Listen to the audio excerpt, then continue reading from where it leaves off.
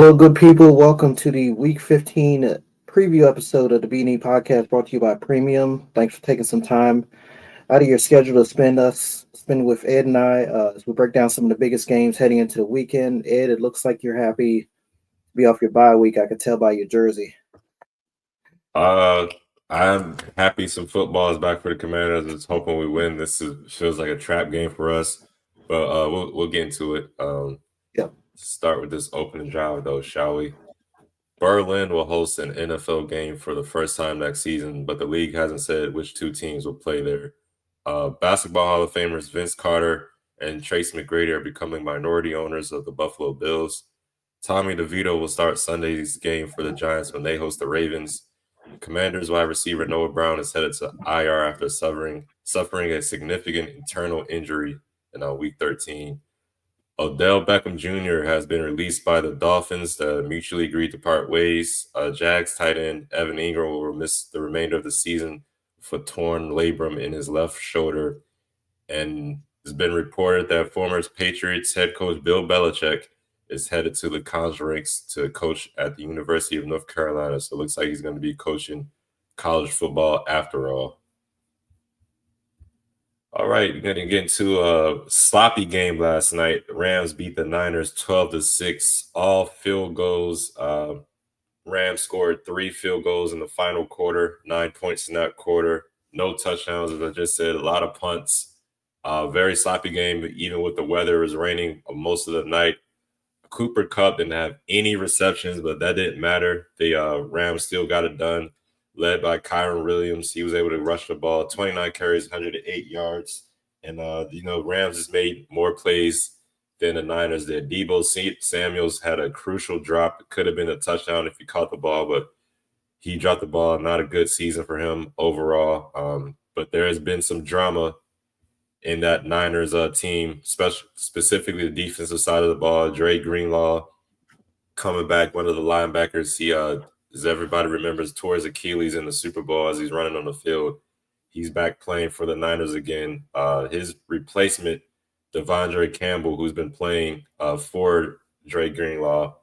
I don't know. I guess he didn't like that he wasn't getting as much playing time as Dre Greenlaw since he's been back, but Devondre Campbell refused to enter the game the second half, the third quarter, I believe.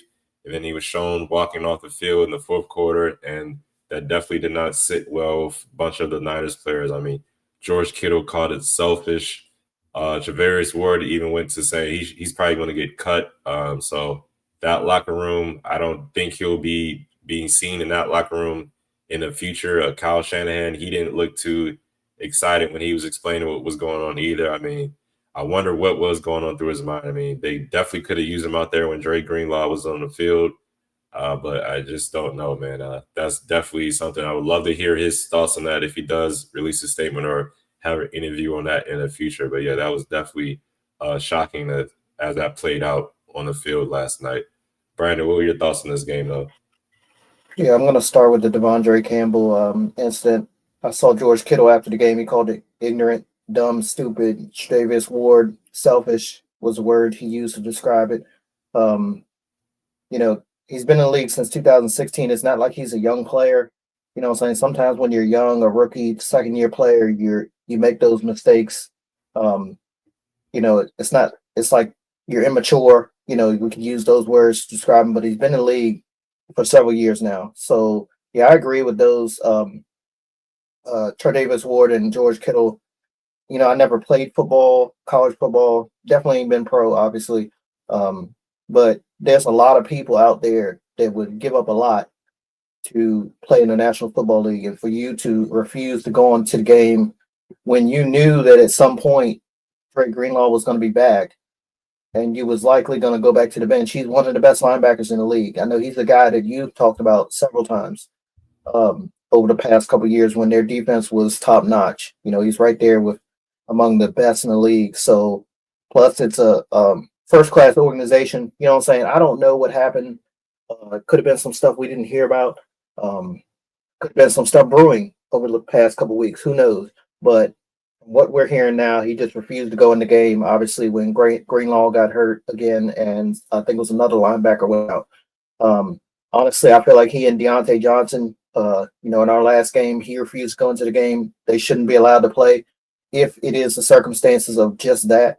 If it's more to it, yeah, then I can understand that. I believe in second chances, all that type of stuff. But honestly, again, I get back to the point. There's so many people that try to go in the NFL. They don't make these rosters, or they get cut during training camp heading into the season. They get cut during the season and they never get another chance. Or there's people that played in college football, obviously, at smaller universities and schools, making lights out plays and stuff, and then they don't end up in the National Football League. And then we get a situation like this where he refuses to go in. Deontay Johnson a couple weeks ago, he refused to go in. So yeah, it's something that's definitely making some attention now. Especially this one here was on national TV, Prime Video. So yeah, we'll hopefully he releases a statement and we hear more about it. We'll go from there. But yeah, as for the game, yeah, um, rainy game. Los Angeles won because of their playmakers. The safety Darius Williams, he had that late interception on Brock Purdy. Kobe Turner, he's the guy I've been big on since he's been drafted.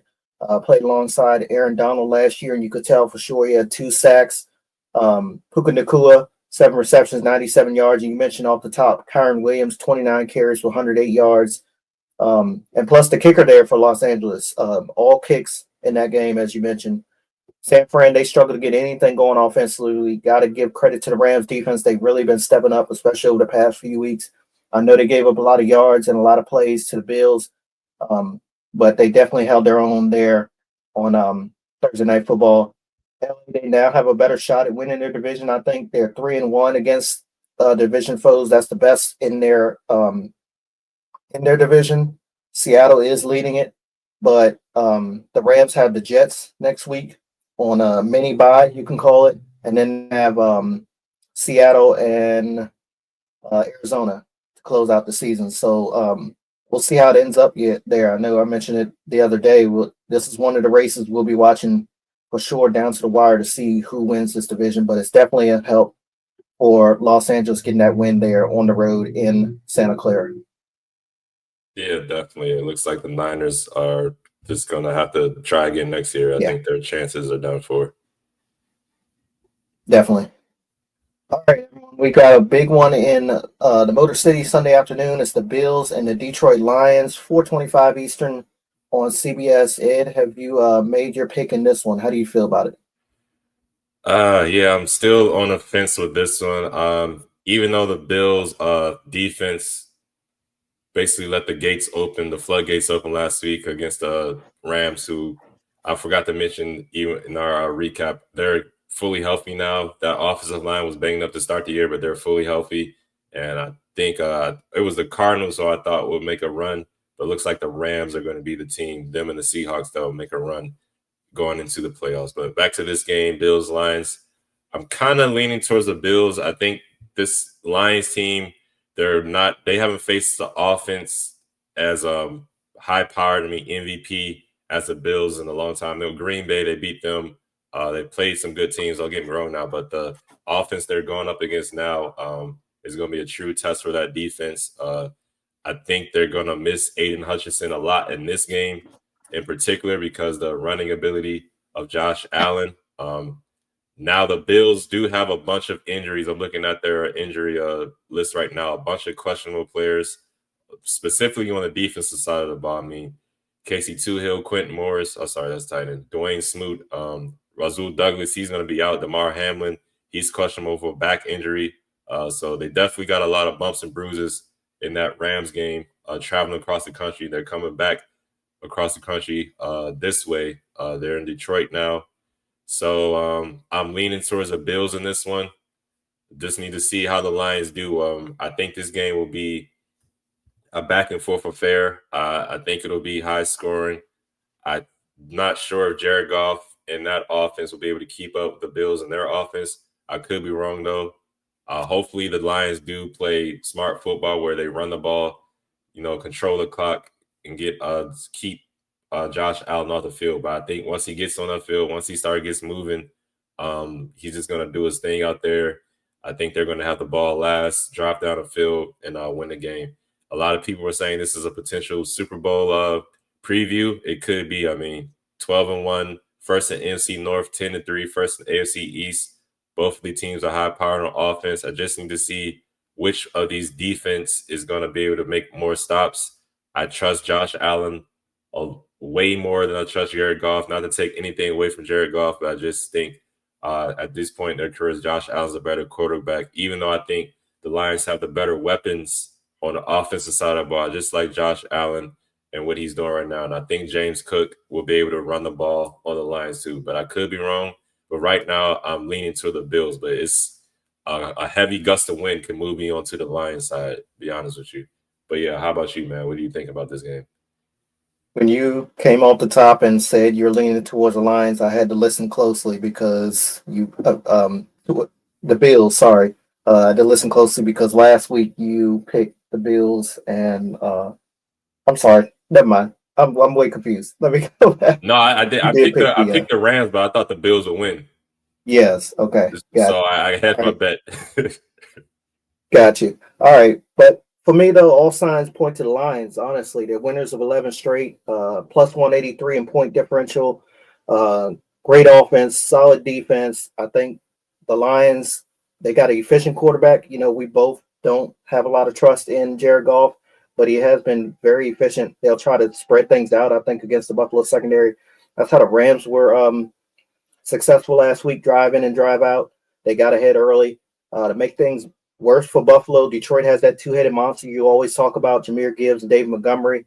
Um, Detroit also ranks number 4 in passing yards per game, fourth in the league in rushing, first in overall points per game, and they're top 2 defensively in points allowed. So I'm going to go towards the Lions.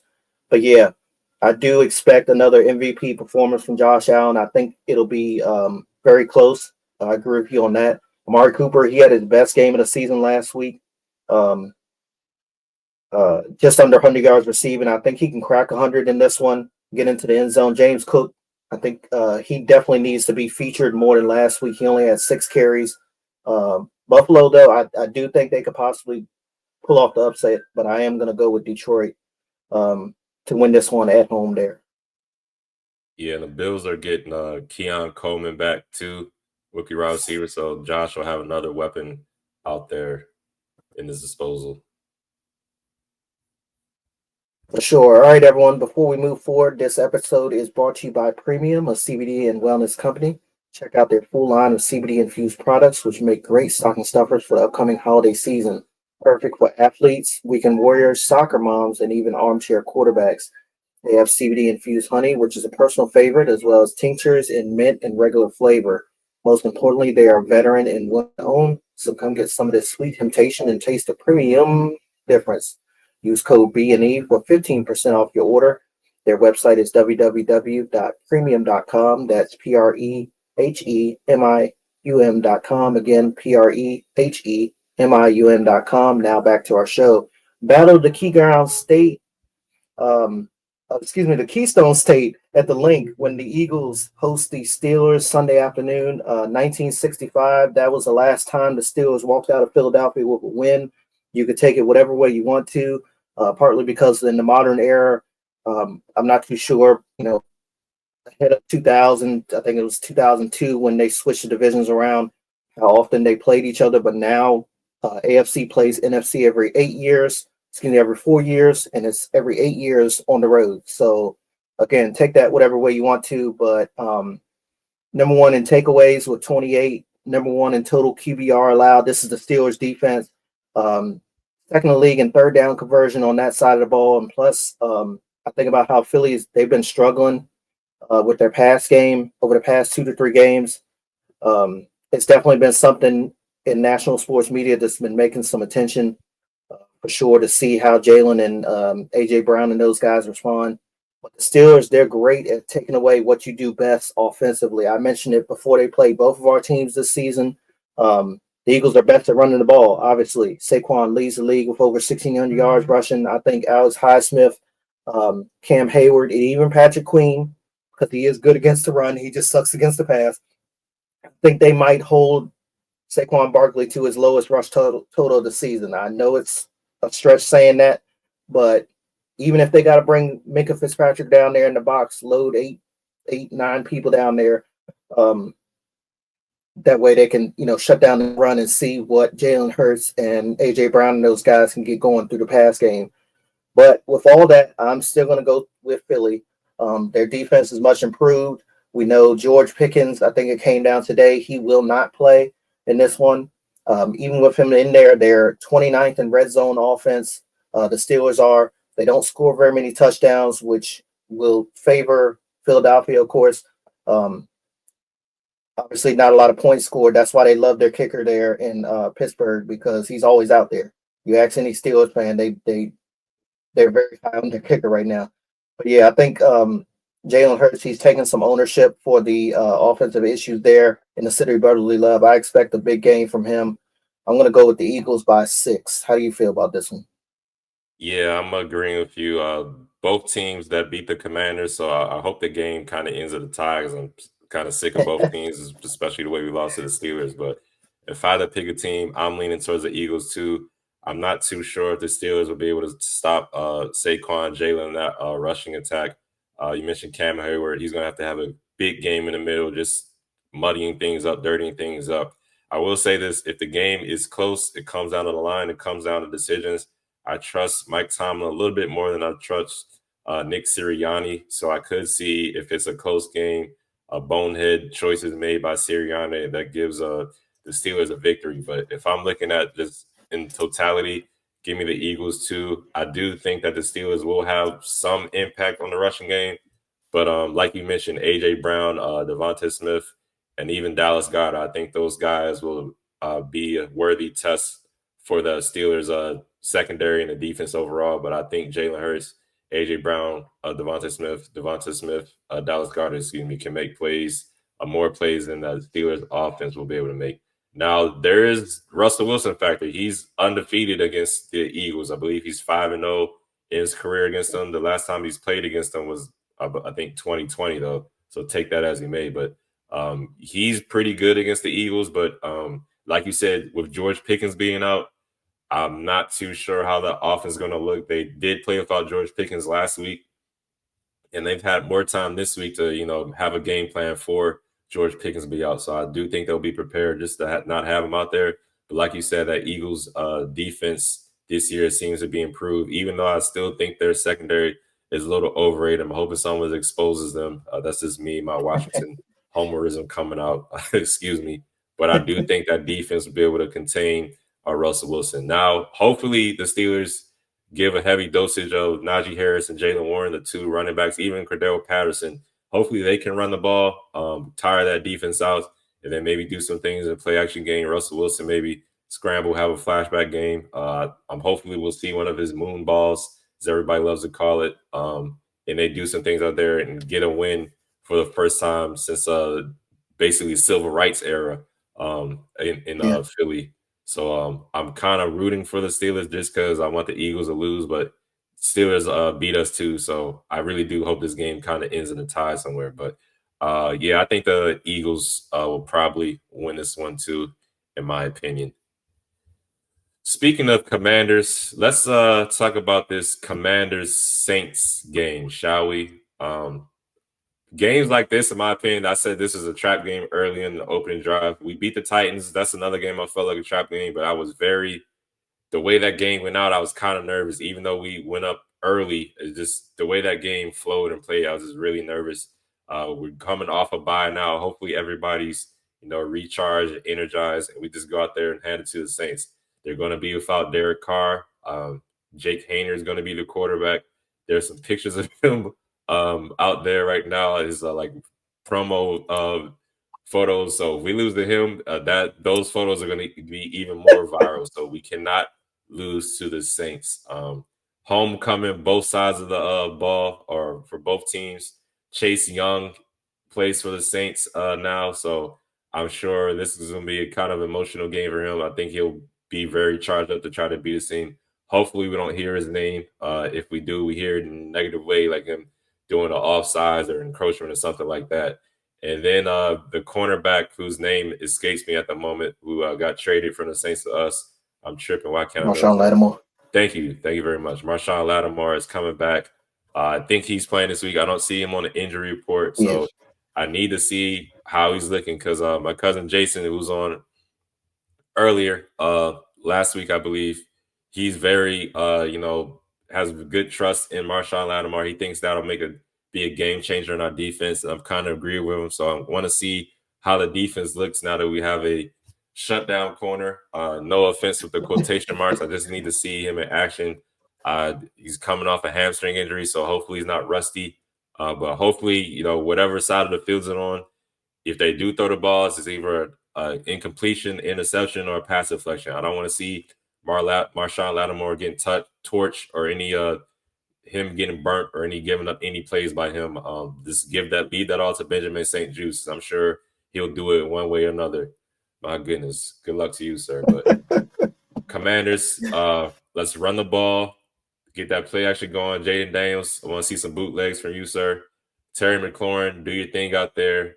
We should win this game. I think we're favored by 7.5 points, so we should win. This should be my guaranteed pick of the week. We should win this game, but games like this in the past, we find ways to keep these teams in games. It comes down to the end of the line, and we lose a damn game. But this is a new era, Jaden Daniels era, new owner too. So I'm gonna stick with my team. Commanders should win this one. Brandon, what are your thoughts on this game? Talk about a family reunion. You mentioned Chase Young going against the team that drafted him in Washington. Marshawn Lattimore against his only other team in New Orleans.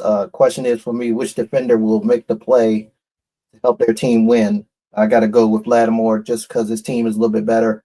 I'm giving y'all the advantage in this one. Taysom Hill, he's on IR. He's a big threat. Derek Carr, he's doubtful, pretty much out. You mentioned Jake Hayner is going to start for them.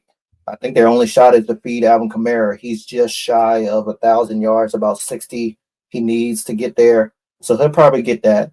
I think they'll, try to feed him early and often, not only because of the mark that he could reach, as well as the fact that they really need him offensively with this young quarterback coming into play for this one. But yeah, unless you all beat yourselves, I don't see any reason why you all should not win down there.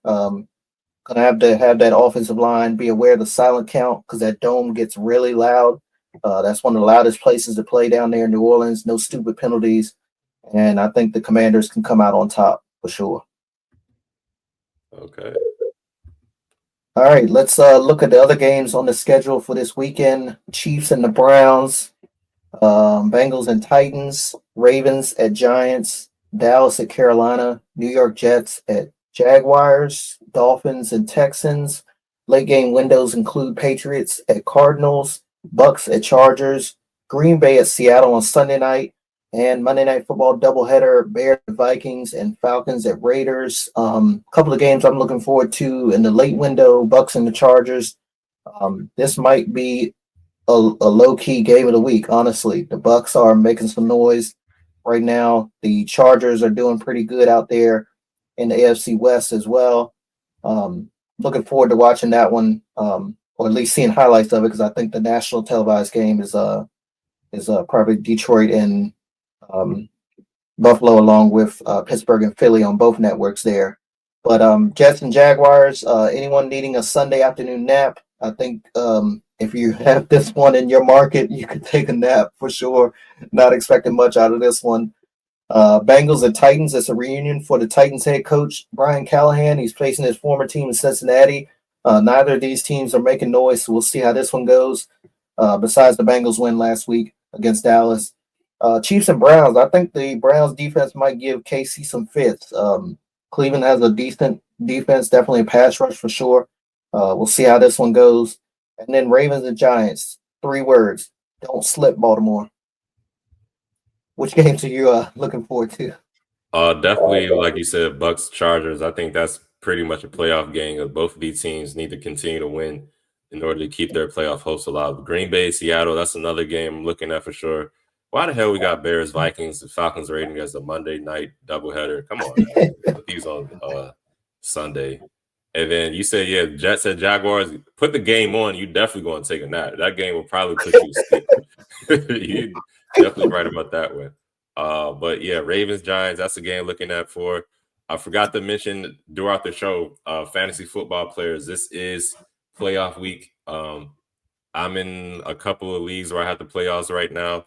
I need a lot of things to happen for me to win because I'm projected to lose in both of these leagues due to injuries. I got George Pickens in one of my teams, and then I got Kenneth Walker on both of my teams, and he's doubtful. I don't think he'll play. He didn't play last week. I doubt he'll play again. So I need a miracle to happen.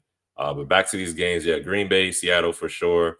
Bucks, Chargers for sure. Mike Evans, I need you to go off. I need that to be a high scoring game. So I got Mike Evans, and I have Quentin Johnson and Justin Herbert in another league. So I need that game to be like 50 to I think it 45, will be. eight touchdowns. I just need offense to go crazy in both of those games. And yeah, man. Falcons, Raiders, Bears, Vikings. Yeah, Kyle Pitts. I had to put you on a bench. I just now here's the thing. Now that you're on a bench, you're gonna have the game of your damn life. You're playing against the Raiders. Yep. They're basically, who knows what's going to happen with them and Tony Pierce going forward. But you're probably gonna have a game of your life now that I got you on a bench. I got Dalton Schultz starting in your place in my league. So yeah, I guarantee I can just almost guarantee I'm gonna keep him on the bench. He's gonna have 2 touchdowns, 225 Yep. yards up there. I just guarantee it. And if he does, you're gonna hear about it from me on the next show we have. But yeah, man, those are the games I'm looking forward to. All right, let's get into these guaranteed picks of the week. Brian, I'm gonna let you go first, man. Who is your guaranteed pick? I wanted to go with Dallas over Carolina, but then I saw that Carolina is actually a 3-point favorite. They're at home. The Cowboys are coming off of a loss. The Cowboys are better on the road. Yeah. I wanted to go with Dallas, but I'm not. I gotta stick it with the team that I really don't like in Kansas City, going against the Browns.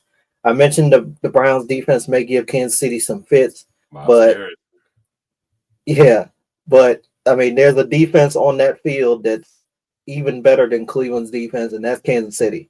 I think it'll be a multi-interception game for Jameis Winston, and that may be one reason why this is a guaranteed pick for me. Kansas City, they're also trying to lock down that number one seed in the AFC.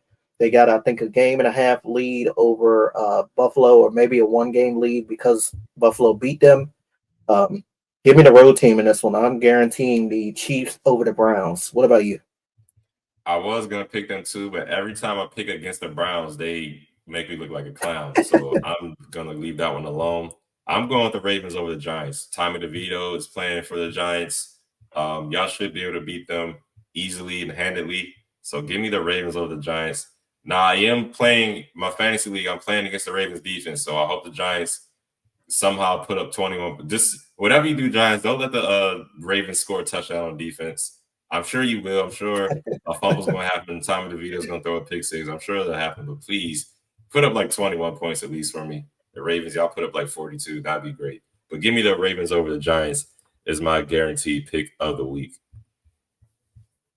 And all right, folks, that's going to do it for another episode of the Breaking and Entering podcast. This is the Week 15 preview show. Like I said, this season is going by in a flash. Before you know it, it's going to be February. We're going to be making our Super Bowl picks. I want to thank everybody who takes their time out to watch the show. Like, comment, subscribe on YouTube. Just look for Breaking and Entering podcast, the B&E Podcast. Look for us on X or Twitter and Instagram as well. Y'all be safe out there and have a good weekend. All right, everybody.